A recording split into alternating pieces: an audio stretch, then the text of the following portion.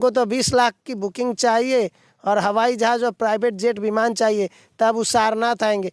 जब वो धर्म के लिए काम ही नहीं करेंगे तो एक गद्दी हो गई। जैसे एक विधायक की कुर्सी होती है वैसे ही अब शंकराचार्य की कुर्सी बन के तक मंदिर का निर्माण न हो जाए और घरों का जब तक निर्माण न हो जाए तो घर में गृह प्रवेश नहीं होता, और मंदिरों का जब तक निर्माण न हो जाए तब तक प्राण प्रतिष्ठा नहीं की जा सकती। शंकराचार्य का सिर्फ इतना ही विरोध है।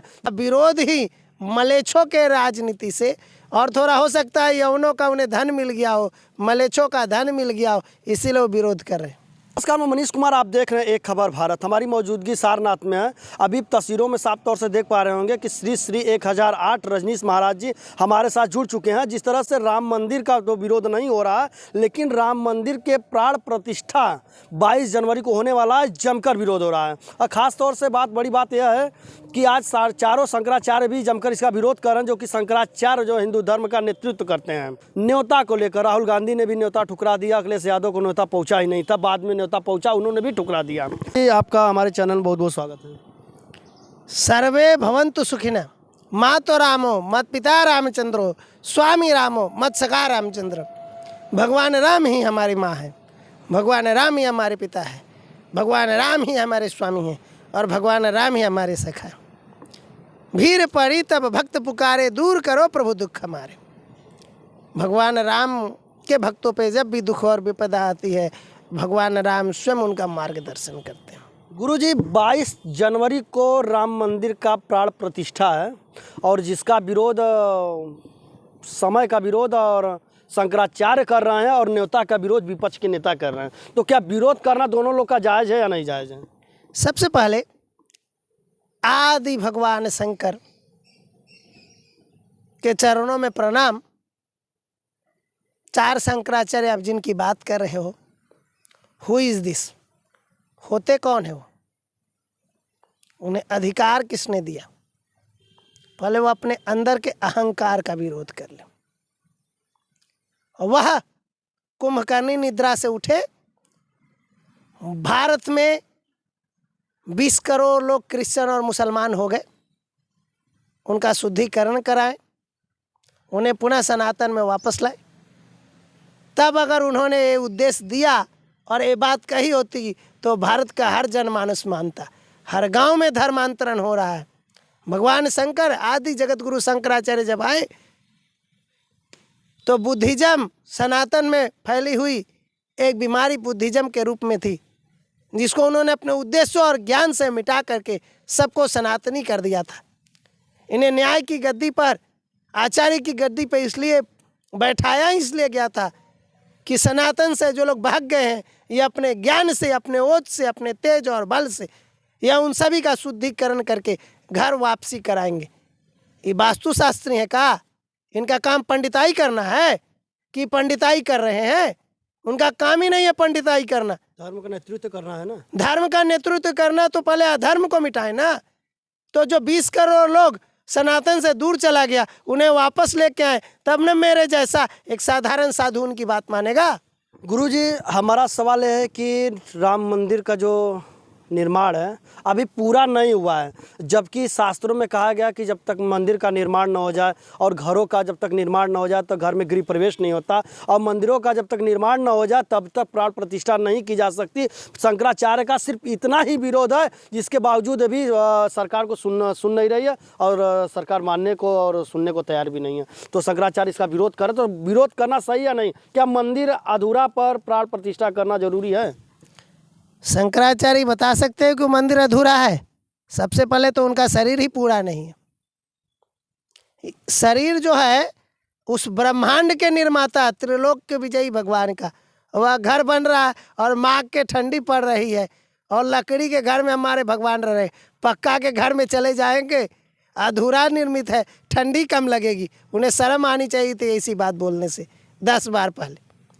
वह विरोध ही मलेच्छों के राजनीति से, और थोड़ा हो सकता है यवनों का उन्हें धन मिल गया हो, मलेच्छों का धन मिल गया हो, इसीलिए वो विरोध कर रहे हैं। तो मतलब आप ये बताइए कि गुरुजी, आप हमारे हिंदू धर्म में शास्त्रों का बहुत ही जगह है, महत्वपूर्ण जगह है, और शंकराचार्य जो इसका नेतृत्व करते हैं धर्म का है या नहीं?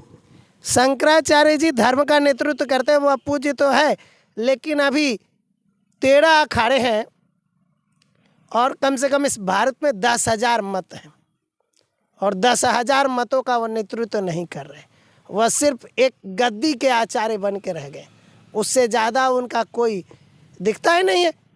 सारनाथ में हम बैठे हैं, हम सारनाथ की बात करते हैं, जहाँ हम बैठे हैं हमारे चारों तरफ बुद्धिस्ट मत है, बगल में हमारे चर्च भी है। कभी शंकराचार्य ने तो अब आए ही नहीं कि चलो सारनाथ में बैठ के उद्देश्य दे करके सारनाथ के सनातनियों को जगाते हैं। उनको तो 20 लाख की बुकिंग चाहिए और हवाई जहाज़ और प्राइवेट जेट विमान चाहिए, तब वो सारनाथ आएंगे। जब वो धर्म के लिए काम ही नहीं करेंगे तो एक गद्दी हो गई। जैसे एक विधायक की कुर्सी होती है वैसे ही अब शंकराचार्य की कुर्सी बन के रह आप गई। शंकराचार्य पर तरह तरह के आरोप लगा रहे हैं। अभी धीरेन्द्र शास्त्री जी की आप तारीफ कर रहे हैं, बाबा बागेश्वर धाम के धीरेन्द्र शास्त्री जी की। तो धीरेन्द्र शास्त्री में तो भी इतनी तो ताकत नहीं है कि जो आपका शंकराचार्य को कह सके वो धीरेन्द्र शास्त्री करके दिखा दें। अब शंकराचार्य बोले ना, हम उस कुर्सी का सम्मान करते हैं, उस पद का सम्मान करते हैं। हम व्यक्ति की पूजा नहीं करते, हम ईश्वर की पूजा करते हैं। तो क्या यह बदलाव धीरेन्द्र शास्त्री कर देंगे जो आप शंकराचार्य से उम्मीद रख रहे हैं? धीरेन्द्र शास्त्री भी उस ईश्वर के बनाए हुए एक प्रतिनिधि है। ईश्वर जितना चाहेंगे वह करेंगे। ईश्वर की मर्जी के बिना तो एक पत्ता नहीं डोलता है। हो सकता है ईश्वर की मर्जी रहा हो, इसलिए शंकराचार्य विरोध कर कि मंदिर पूर्ण रूप से निर्माण हो जाए और इसके बाद आप प्राण प्रतिष्ठा करिए। तो शंकराचार्य अगर इतने ही बड़े ज्ञानी थे तो भैया वो तो पहले ही बता देते ना कि इतना साल में मंदिर बन जाएगा और इसके लिए सुप्रीम कोर्ट और कहीं जाने की ज़रूरत नहीं है। वो घरे बैठे विश्वकर्मा जी का मंत्र का उच्चारण करते और वहीं से एक रात में मंदिर का निर्माण करा देते, जैसे भगवान शंकर ने कराया था। वह हिंदू जनमानस की आस्था है। हमने, मेरे गुरुओं ने बलिदान दिया उस पीठ के लिए और हम रोए हैं और मुझे अपने आंसू पोंछने के लिए उनके सलाह की आवश्यकता नहीं है। राम मंदिर का उद्घाटन हो रहा है, पूरे देश में जो है कि हर्षोल्लास है और लोगों में गर्मियां बढ़ गई हैं कि हम कब राम को देखें, कब राम मंदिर का दीदार करें। और दूसरी तरफ जो है कि राजनीति में हलचल मच गई है। विपक्ष के नेताओं को न्योता नहीं है, मतलब न्योता सरकार तय करेगी कि न्योता किसे दिया जाए किसे न दिया जाए। सरकार तय ही नहीं कर रही है। भगवान राम ने पूरे विश्व को निमंत्रण भेज दिया। पूरे विश्व में प्रिंट मीडिया और इलेक्ट्रॉनिक मीडिया के माध्यम से सबको पता है कि राम मंदिर का निर्माण हो रहा है और ईश्वर तो सबके अंदर है और इस बात का सबको जानकारी है।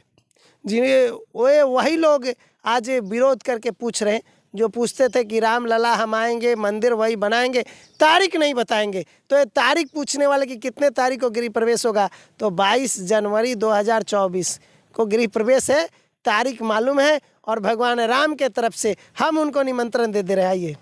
ये बात है गुरुजी, आपका जिस तरह से विरोध कर रहे हैं, आपका विरोध भी करना हो सकता है जायज़ हो।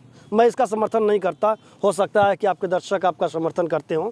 गुरुजी ये बताइए कि अभी जो विपक्ष के नेता हैं उनको तो नेता है नहीं, राष्ट्रपति महोदया को नेता है नहीं, तो ये बताइए कि अभी ये तय आप कह रहे हैं कि राम ने तय कर दिया है कि कौन दर्शन करने जाएगा, तो राम को ये भी तो तय करना होगा ना, कि ये भी तो तय कर दिए होंगे कि कोई भी जा सकता है। तो विपक्ष कि हम एक लोकतांत्रिक देश में रहते हैं और भारत देश का यह कार्यक्रम है, तो राष्ट्रपति के दिशा निर्देश में यह कार्यक्रम है। प्रधानमंत्री जो इसका गृह प्रवेश करने जा रहे हैं, प्राण प्रतिष्ठा करने जा रहे हैं, वह राष्ट्रपति के प्रतिनिधि के तौर पे, राष्ट्र के प्रतिनिधि के तौर पे, जिन्हें राष्ट्रपति ने शपथ दिलाया है। तो जो इस पूरे राष्ट्र का मालिक है, जिसे राष्ट्रपति कहते हैं, अब घर के मालिक को सबसे पहले तो खुद अपने आप को निमंत्रण नहीं दे सकता।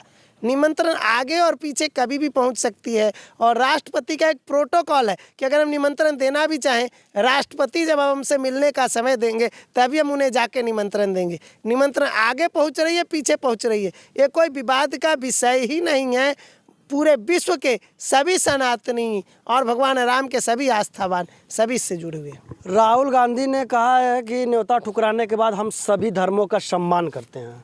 राहुल गांधी ने ऐसा अपना बयान दिया है और उसके बाद दूसरी तरफ कहते हैं कि विपक्ष के जितने भी लोग हैं वहाँ पे राम मंदिर के न्योतों को ठुकरा दे रहे हैं, तो उनके बारे में आप क्या कहना चाहेंगे?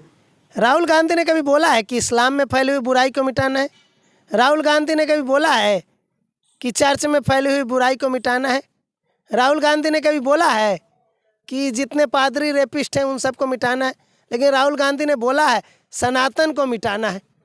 राहुल गांधी ने बोला है हिंदुत्व को मिटाना है, तो जो बात ही हिंदुत्व को मिटाने की करता है उससे हम क्या उपेक्षा कर सकते। ऐसे राहुल गांधी बुद्धिमान व्यक्ति है, समझदार व्यक्ति है, राम जी उन्हें प्रेरणा दे देंगे और आगे से ऐसी बात नहीं करेंगे। तो अभी राम मंदिर का न्योता है, आप जा रहे हैं, क्या तैयारियां हैं आपके पास? आपको ही नहीं पूरे देश को ये लग रहा है कि अब राम तो आने वाले हैं, प्राण प्रतिष्ठा हो रही है और 550 वर्षों बाद आप जब राम को देखेंगे, राम के मंदिर को देखेंगे, तो आपके अंदर से क्या निकलेगी, किस तरह की प्रसन्नता निकलेगी? भय प्रकट कृपाला दीन दयाला कौशल्या हितकारी हर्षित महतारी मुनि मन हारी अद्भुत रूप विचारी। हमारे 21 पीढ़ी के पूर्वजों के तपस्या का फल हमें भगवान राम ने दिखाया है। यह भावना हम व्यक्त नहीं कर सकते।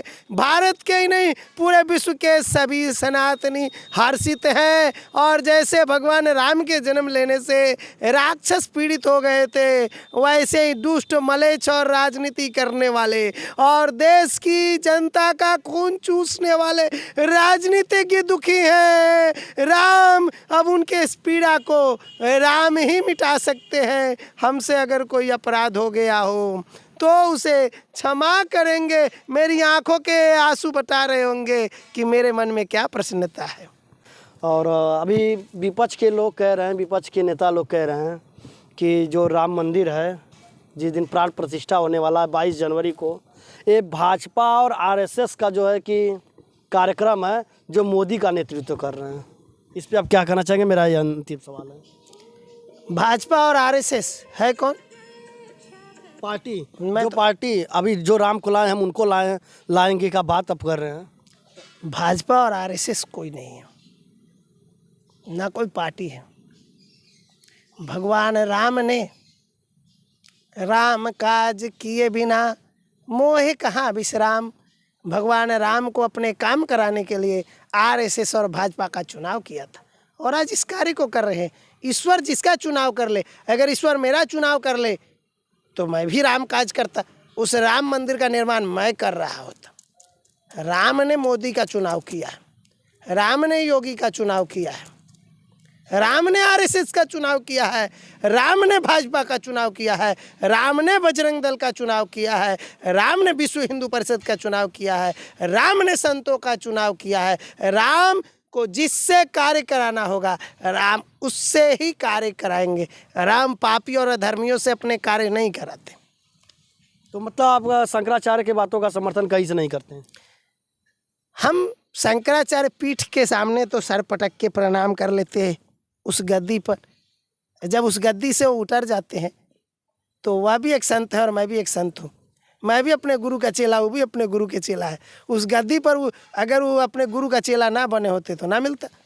उनके पूर्व जन्म का तपस्या था जिससे वो कली काल में इस गद्दी पे बैठे हैं। लेकिन सनातन में आज उनके तो काशी में सुमेरु पीठ उन्होंने बना रखा है, रोज धर्मांतरण हो रहा है। काशी में अगर धर्मांतरण रोक दे तो मैं उनका शिष्य बन जाऊँ, मैं उनका शिष्य बन जाऊँ। काशी में धर्मांतरण को रोक दे। सरकार भी रोकने में सफल नहीं हो पा रही है, तो शंकराचार्य कहाँ से रोकेंगे और कहाँ से आपके धीरेन्द्र शास्त्री रोकेंगे? देखिए सरकार तो श्रद्धा है ना। अच्छा, धर्मांतरण करते किसे हैं? जिससे हमारी संबंध हो, जिसमें हमारी आस्था हो, मैं उस धर्म में जाऊंगा, उस धर्म के जितने भी कार्य हैं करूंगा और उनको अपनाऊंगा। सबसे पहली चीज़, हिंदू धर्म में रोक है आप मस्जिद में जाइए, हिंदू धर्म में रोक है आप चर्च में जाइए, हिंदू धर्म में रोक है कि आप बाइबिल मत पढ़िए, हिंदू धर्म में ऐसा कोई रोक है? जो बात ही विश्व बंधुत्व की करता है और विश्व बंधुत्व का बात करने वाला जा कर के घोड़े के नाल में एक पेड़ में जाके बन जाए, जिसको पूरा गांव घूमने की आज़ादी है, उसको एक पेड़ में बांध दीजिए तो गुलाम हुआ कि आज़ाद? तो गुलामी करने की मानसिकता है। उसके खून में गुलामी आ गई है।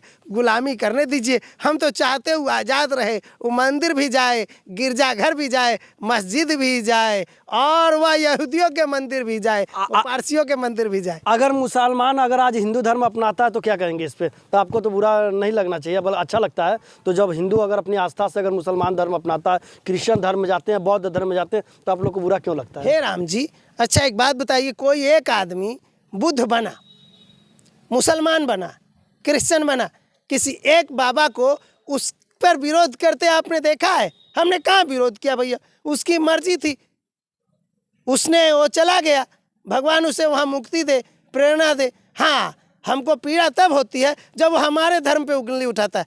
हम बोलने जाते हैं क्या कि इस्लाम गलत है, हम बोलते हैं क्या कि क्रिश्चियनिटी गलत है, हम कहते हैं कि बुद्धिज्म गलत है, हम कहते हैं वो भी मेरा पाठ है। लेकिन जब वो लोग गलत कहते हैं, तो अगर आप मेरे को एक चाटा मारिएगा भैया, तो मेरे गाल में दर्द होगी, तो हम दर्द तो व्यथा तो कहेंगे ना भैया। वही बात है, वो धर्मांतरित हो गए। हमने कहा बोला कि आप वापस आ जाइए, आपने गलत किया। हम तो ही कहते हैं भैया कि तुम हमको चाटा मत मारो, हमको गरियाओ मत, तुम हमको गाली दे रहे हो। और जब तुमको गाली देते हो तो हमको दर्द होती है। हाँ भैया, मेरे को बर्दाश्त करने की क्षमता कम है, थोड़ा हाई ब्लड प्रेशर का मरीज हूँ भैया, क्या करूँ, बात बर्दाश्त नहीं होती है। अभी देखिए इस वक्त श्री श्री 1008 गुरु रजनीश महाराज जी हमारे साथ हैं। उन्होंने कहा है कि हम शंकराचार्य के पद का तो सम्मान करते हैं, लेकिन शंकराचार्य के वक्तव्यों का जो है कि हम सम्मान नहीं करते हैं। कहीं ना कहीं यह गलत है। और सबसे बड़ी बात यह है कि आप देख सकते हैं कि इस समय हिंदुओं की आस्था जो है कि एकदम चरम पे है कि कब हम पहुँचे और राम को देखें और 550 सालों की प्रतीक्षा पूर्ण हो जाए। मिलते हैं अगले खबर के साथ, तब तक के लिए नमस्कार, धन्यवाद।